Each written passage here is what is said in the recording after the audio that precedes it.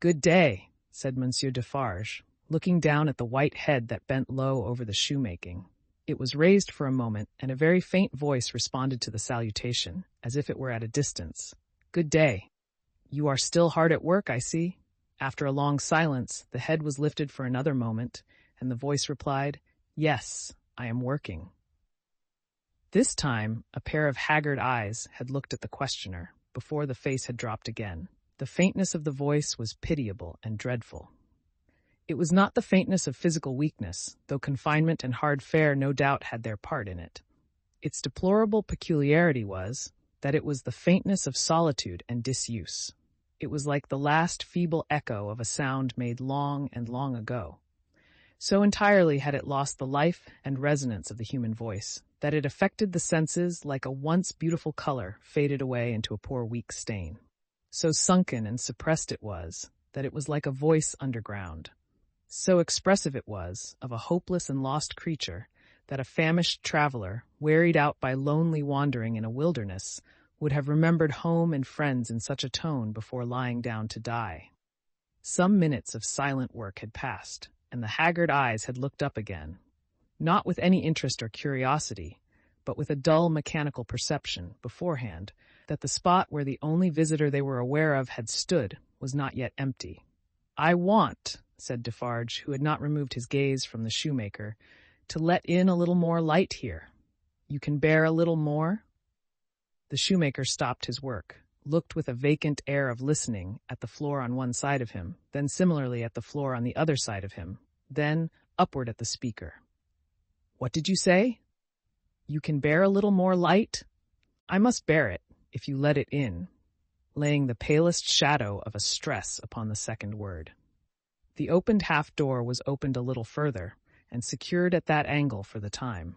A broad ray of light fell into the garret, and showed the workman with an unfinished shoe upon his lap, pausing in his labor. His few common tools and various scraps of leather were at his feet and on his bench. He had a white beard, raggedly cut, but not very long, a hollow face, and exceedingly bright eyes. The hollowness and thinness of his face would have caused them to look large, under his yet dark eyebrows and his confused white hair, though they had been really otherwise. But they were naturally large, and looked unnaturally so. His yellow rags of shirt lay open at the throat, and showed his body to be withered and worn. He, and his old canvas frock, and his loose stockings, and all his poor tatters of clothes, had, in a long seclusion from direct light and air, faded down to such a dull uniformity of parchment yellow, that it would have been hard to say which was which. He had put up a hand between his eyes and the light, and the very bones of it seemed transparent. So he sat, with a steadfastly vacant gaze, pausing in his work. He never looked at the figure before him, without first looking down on this side of himself, then on that, as if he had lost the habit of associating place with sound. He never spoke without first wandering in this manner and forgetting to speak. "Are you going to finish that pair of shoes today?"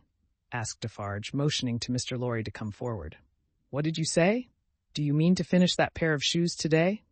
"I can't say that I mean to. I suppose so. I don't know." But the question reminded him of his work, and he bent over it again. Mr. Lorry came silently forward, leaving the daughter by the door. When he had stood for a minute or two by the side of Defarge, the shoemaker looked up. He showed no surprise at seeing another figure, but the unsteady fingers of one of his hands strayed to his lips as he looked at it. His lips and his nails were of the same pale lead color, and then the hand dropped to his work, and he once more bent over the shoe. The look and the action had occupied but an instant. "You have a visitor, you see," said Monsieur Defarge. "What did you say?" "Here is a visitor." The shoemaker looked up as before, but without removing a hand from his work. "Come," said Defarge. "Here is Monsieur, who knows a well-made shoe when he sees one. Show him that shoe you are working at. Take it, Monsieur." Mr. Lorry took it in his hand. "Tell Monsieur what kind of shoe it is, and the maker's name." There was a longer pause than usual before the shoemaker replied, "I forget what it was you asked me. What did you say?" "I said, couldn't you describe the kind of shoe for Monsieur's information?" "It is a lady's shoe. It is a young lady's walking shoe. It is in the present mode. I never saw the mode. I have had a pattern in my hand. He glanced at the shoe with some little passing touch of pride. And the maker's name? Said Defarge. Now that he had no work to hold, he laid the knuckles of the right hand in the hollow of the left, and then the knuckles of the left hand in the hollow of the right, and then passed a hand across his bearded chin, and so on in regular changes, without a moment's intermission.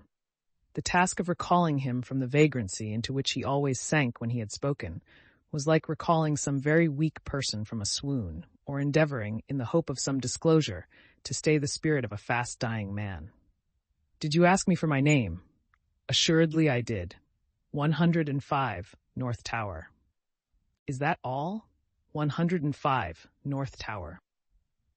With a weary sound that was not a sigh nor a groan, he bent to work again, until the silence was again broken. "You are not a shoemaker by trade?" said Mr. Lorry, looking steadfastly at him. His haggard eyes turned to Defarge as if he would have transferred the question to him. But as no help came from that quarter, they turned back on the questioner when they had sought the ground. "I am not a shoemaker by trade?" "No, I was not a shoemaker by trade. I learnt it here. I taught myself. I asked leave to." He lapsed away, even for minutes, wringing those measured changes on his hands the whole time. His eyes came slowly back, at last, to the face from which they had wandered. When they rested on it, he started and resumed, in the manner of a sleeper that moment awake, reverting to a subject of last night. "I asked leave to teach myself, and I got it with much difficulty after a long while, and I have made shoes ever since." As he held out his hand for the shoe that had been taken from him, Mr. Lorry said, still looking steadfastly in his face, "Monsieur Manette, do you remember nothing of me?" The shoe dropped to the ground, and he sat looking fixedly at the questioner. "Monsieur Manette," Mr. Lorry laid his hand upon Defarge's arm. "Do you remember nothing of this man? Look at him. Look at me. Is there no old banker, no old business, no old servant, no old time, rising in your mind, Monsieur Manette?" As the captive of many years sat looking fixedly by turns at Mr. Lorry and at Defarge, some long obliterated marks of an actively intent intelligence in the middle of the forehead gradually forced themselves through the black mist that had fallen on him. They were overclouded again, they were fainter, they were gone, but they had been there. And so exactly was the expression repeated on the fair young face of her, who had crept along the wall to a point where she could see him, and where she now stood looking at him, with hands which at first had been only raised in frightened compassion, if not even to keep him off and shut out the sight of him, but which were now extending towards him, trembling with eagerness to lay the spectral face upon her warm young breast, and love it back to life and hope. So exactly was the expression repeated, though in stronger characters, on her fair young face, that it looked as though it had passed like a moving light from him to her. Darkness had fallen on him in its place. He looked at the two less and less attentively, and his eyes, in gloomy abstraction, sought the ground and looked about him in the old way. Finally, with a deep, long sigh, he took the shoe up and resumed his work. "Have you recognized him, monsieur?" asked Defarge in a whisper. "Yes, for a moment. At first I thought it quite hopeless, but I have unquestionably seen for a single moment the face that I once knew so well. Hush! Let us draw further back. Hush!" She had moved from the wall of the garret, very near to the bench on which he sat. There was something awful in his unconsciousness of the figure that could have put out its hand and touched him as he stooped over his labor. Not a word was spoken, not a sound was made. She stood like a spirit beside him, and he bent over his work. It happened, at length, that he had occasion to change the instrument in his hand for his shoemaker's knife. It lay on that side of him which was not the side on which she stood. He had taken it up and was stooping to work again when his eyes caught the skirt of her dress. He raised them and saw her face. The two spectators started forward, but she stayed them with a motion of her hand. She had no fear of his striking at her with the knife, though they had.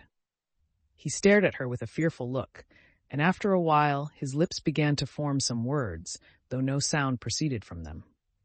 By degrees, in the pauses of his quick and labored breathing, he was heard to say, "What is this?" With the tears streaming down her face, she put her two hands to her lips and kissed them to him, then clasped them on her breast, as if she laid his ruined head there. You are not the gaoler's daughter? She sighed. No. Who are you? Not yet trusting the tones of her voice, she sat down on the bench beside him. He recoiled, but she laid her hand upon his arm. A strange thrill struck him when she did so, and visibly passed over his frame. He laid the knife down softly as he sat staring at her. Her golden hair, which she wore in long curls, had been hurriedly pushed aside and fell down over her neck. Advancing his hand by little and little, he took it up and looked at it. In the midst of the action he went astray, and with another deep sigh fell to work at his shoemaking. But not for long. Releasing his arm, she laid her hand upon his shoulder. After looking doubtfully at it 2 or 3 times, as if to be sure that it was really there, he laid down his work, put his hand to his neck, and took off a blackened string with a scrap of folded rag attached to it. He opened this, carefully, on his knee, and it contained a very little quantity of hair, not more than 1 or 2 long golden hairs, which he had in some old day wound off upon his finger. He took her hair into his hand again and looked closely at it. It is the same. How can it be? When was it? How was it? As the concentrated expression returned to his forehead, he seemed to become conscious that it was in hers too. He turned her full to the light and looked at her. She had laid her head upon my shoulder. That night when I was summoned out, she had a fear of my going, though I had none. And when I was brought to the North Tower, they found these upon my sleeve. You will leave me them? They can never help me to escape in the body, though they may in the spirit. Those were the words I said. I remember them very well. He formed this speech with his lips many times before he could utter it, but when he did find spoken words for it, they came to him coherently, though slowly. How was this? Was it you? Once more the 2 spectators started as he turned upon her with a frightful suddenness, but she sat perfectly still in his grasp, and only said in a low voice, I entreat you, good gentlemen, do not come near us, do not speak, do not move. Hark, he exclaimed, whose voice was that? His hands released her as he uttered this cry, and went up to his white hair, which they tore in a frenzy. It died out, as everything but his shoemaking did die out of him, and he refolded his little packet and tried to secure it in his breast, but he still looked at her and gloomily shook his head. No, no, no, you are too young, too blooming. It can't be. See what the prisoner is. These are not the hands she knew. This is not the face she knew. This is not a voice she ever heard. No, no. She was, and he was, before the slow years of the North Tower, ages ago. What is your name, my gentle angel? Hailing his softened tone and manner, his daughter fell upon her knees before him, with her appealing hands upon his breast. O sir, at another time you shall know my name, and who my mother was, and who my father, and how I never knew their hard, hard history. But I cannot tell you at this time, and I cannot tell you here. All that I may tell you here and now is that I pray to you to touch me and to bless me. Kiss me, oh my dear, my dear. His cold white head mingled with her radiant hair, which warmed and lighted it as though it were the light of freedom shining on him. If you hear in my voice, I don't know that it is so, but I hope it is. If you hear in my voice any resemblance to a voice that once was sweet music in your ears, weep for it, weep for it. If you touch, in touching my hair, anything that recalls a beloved head that lay on your breast when you were young and free, weep for it, weep for it. If, when I hint to you of a home that is before us, where I will be true to you with all my duty and with all my faithful service, I bring back the remembrance of a home long desolate, while your poor heart pined away, weep for it, weep for it. She held him closer round the neck and rocked him on her breast like a child. If, when I tell you, dearest dear, that your agony is over, and that I have come here to take you from it, and that we go to England to be at peace and at rest, I cause you to think of your useful life laid waste, and of our native France so wicked to you. Weep for it, weep for it. And if, when I shall tell you of my name, and of my father who is living, and of my mother who is dead, you learn that I have to kneel to my honored father and implore his pardon for having never for his sake striven all day and lain awake and wept all night, because the love of my poor mother hid his torture from me. Weep for it, weep for it. Weep for her, then, and for me. Good gentlemen, thank God. I feel his sacred tears upon my face, and his sobs strike against my heart.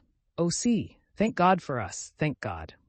He had sunk in her arms, and his face dropped on her breast, a sight so touching, yet so terrible in the tremendous wrong and suffering which had gone before it, that the two beholders covered their faces. When the quiet of the garret had been long undisturbed, and his heaving breast and shaken form had long yielded to the calm that must follow all storms, emblem to humanity of the rest and silence into which the storm called life must hush at last, they came forward to raise the father and daughter from the ground. He had gradually dropped to the floor and lay there in a lethargy, worn out. She had nestled down with him, that his head might lie upon her arm, and her hair drooping over him curtained him from the light. "If, without disturbing him," she said, raising her hand to Mr. Lorry as he stooped over them, after repeated blowings of his nose, "all could be arranged for our leaving Paris at once, so that, from the very door, he could be taken away. But consider, is he fit for the journey?" asked Mr. Lorry. "More fit for that, I think, than to remain in this city, so dreadful to him." "It is true," said Defarge, who was kneeling to look on and hear. "More than that, Monsieur Manette is, for all reasons, best out of France. Say, shall I hire a carriage and post horses?" "That's business," said Mr. Lorry, resuming on the shortest notice his methodical manners.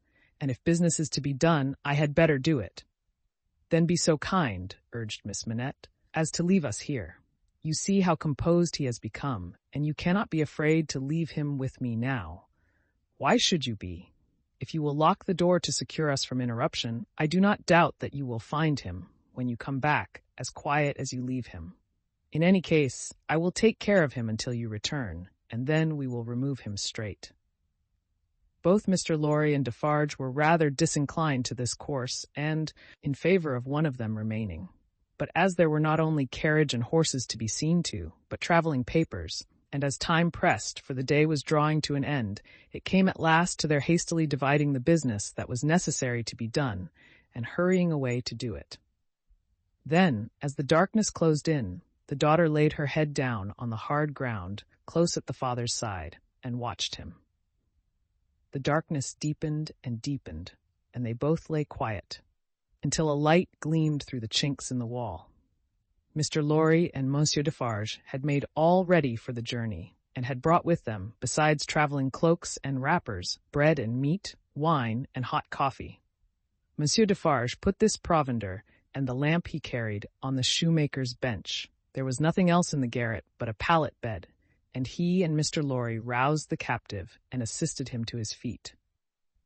No human intelligence could have read the mysteries of his mind in the scared, blank wonder of his face. Whether he knew what had happened, whether he recollected what they had said to him, whether he knew that he was free, were questions which no sagacity could have solved. They tried speaking to him, but he was so confused and so very slow to answer that they took fright at his bewilderment and agreed for the time to tamper with him no more. He had a wild, lost manner of occasionally clasping his head in his hands that had not been seen in him before. Yet he had some pleasure in the mere sound of his daughter's voice, and invariably turned to it when she spoke. In the submissive way of one long accustomed to obey under coercion, he ate and drank what they gave him to eat and drink, and put on the cloak and other wrappings that they gave him to wear. He readily responded to his daughter's drawing her arm through his, and took and kept her hand in both his own.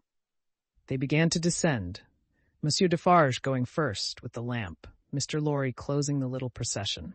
They had not traversed many steps of the long main staircase when he stopped and stared at the roof and round at the walls. "You remember the place, my father? You remember coming up here? What did you say?" But before she could repeat the question, he murmured an answer as if she had repeated it. "Remember? No, I don't remember. It was so very long ago." That he had no recollection whatever of his having been brought from his prison to that house was apparent to them.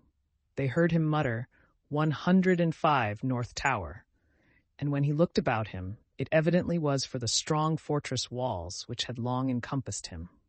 On their reaching the courtyard, he instinctively altered his tread, as being in expectation of a drawbridge. And when there was no drawbridge, and he saw the carriage waiting in the open street, he dropped his daughter's hand and clasped his head again. No crowd was about the door. No people were discernible at any of the many windows. Not even a chance passerby was in the street. An unnatural silence and desertion reigned there. Only one soul was to be seen, and that was Madame Defarge, who leaned against the doorpost, knitting, and saw nothing. The prisoner had got into a coach, and his daughter had followed him, when Mr. Lorry's feet were arrested on the step by his asking miserably for his shoemaking tools and the unfinished shoes. Madame Defarge immediately called to her husband that she would get them, and went, knitting, out of the lamplight through the courtyard. She quickly brought them down and handed them in, and immediately afterwards leaned against the doorpost, knitting, and saw nothing.